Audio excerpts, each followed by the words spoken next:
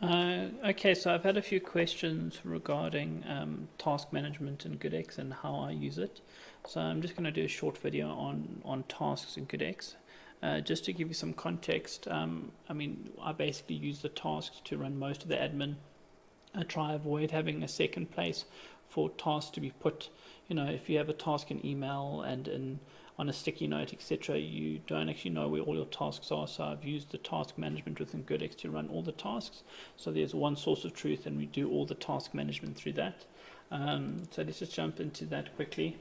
So from here, I've got myself as a fake patient again, and I just want to show you where the tasks live. I'm going to just blur out because I don't want it to be obvious all my tasks are here, so I've got a lot of work to do here.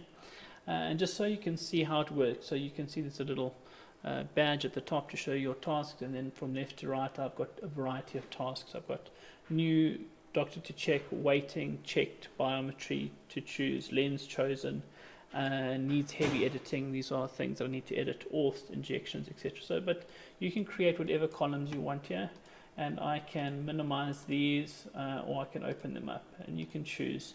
You can filter them so you can see all of the columns or some of the columns, etc. This new section actually is where all my pathology comes in. So AMPath and Lancet draws directly into the system, so you don't have to go find your results. The results are here. And if I click into this, it'll take me straight to the patient's file. I can get contextual information, and so that's quite useful. And then, I generally ask my staff if there's something for me to do, if there's a script to sign, if there's a report to check, if there's a document to sign. They put it into the patient's file and they create a task, and then those tasks are here. And then once I've done it, I move this task to checked or to send, and they can send it out. And then I'll show you a bit more about the task itself. But let me just move that back there for now. So you can move these tasks to the different areas. You can assign them to different people. You can give context and feedback, which I'm going to show you just now. But just to get that set up initially, where these settings are, there's a few things it's worth looking at to start with. Let me just open up the settings. Entity settings over here. You can see under task settings, I've got my favorite users. So you can select from the users in your system, and you can add them here, and then it will favorite them. So these are people that you commonly will use to add tasks to. So that's where they live. And then the settings themselves, entity settings. Yeah, there we go. Task statuses, you can see it over there. So task status is over there. You can see these are the different task statuses, and you can add a plus, and you can add another column to assign your tasks to over there. So that's just kind of the basic settings of them. Let me just close there, and let me just show you how tasks are created. So let me go open up a clinical form here. Here we go. So here we have a patient. I'm documenting some signs. I'm documenting a few things, and at the end, say the patient's got DME, and the plan is going to be OU Avastin, and maybe focal laser, or depending on what you want to do. I've just made a few comments there. And over here, so task items, I can say, well, I am wanting to do a PMB registration for DME in the left eye. And then from here, there's a little arrow here, and I can click add that task to someone. I can sign. You can see these ones in bold are my favorite users that we spoke about before. I can ask Goodness to do that, and I can mark it as urgent. I can give, it puts in the request here, DME OS, and it says PMB registration. I can put some more contextual information if I want there, and I can click save, and then that saves that tasks to Goodness, and it'll arrive in her in tray to do that task. If I want to create an additional task, maybe I want to, call a neurologist, or call ophthalmologist, or the employer, or call the patient, and maybe I'll assign that to myself, because I thought that's something that I really need to remember to do later, and I'll assign that task to myself. And then there's another task assigned there. And so you can build up tasks. That's one way of creating tasks. The other way of creating tasks is done over here. So you can also go through to, if you go to account details, and if you go look at the notebook over here, this is a huge log of stuff that happens with the patients. Here's T's and C's they've signed.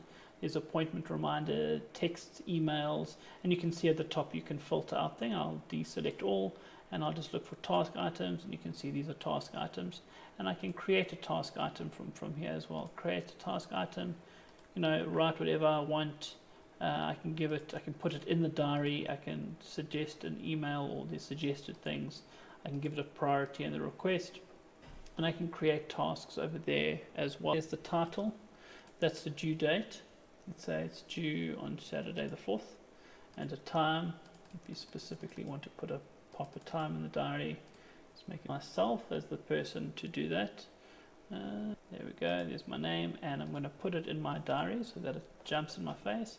And the request is call patient and reminder patient cancelled surgery, whatever you want to put there, and click save. Now I just want to show you, now if I want to get to that task, it'll obviously be in my taskbar there, but if I look on this day, you'll see there's the task. I made it today, so you can have it in the diary or you cannot have it in the diary. If you want to remove it from the diary, you can also do that. You can go there, and I'm going to say I don't want it in the diary, and click save. There we go, and it's gone from the diary. But if I want to go have a look at that task specifically, I can go into my tasks and we'll find it there. And then I'm just showing this one task. This is a task I created. It's a blue task. I can then write some context to it. I can assign it to someone else, and I can assign it. I can claim the task, and then if I click the read button, I can close it. I can snooze this task to a later date. If I don't want to deal with it today, it will disappear and come back in a few days' time. Or I can move it to another column. Maybe it's something related to, I need to edit, or I need to check, or it's waiting, or whatever column you want. You can create whatever columns work and make sense for your practice to put in here.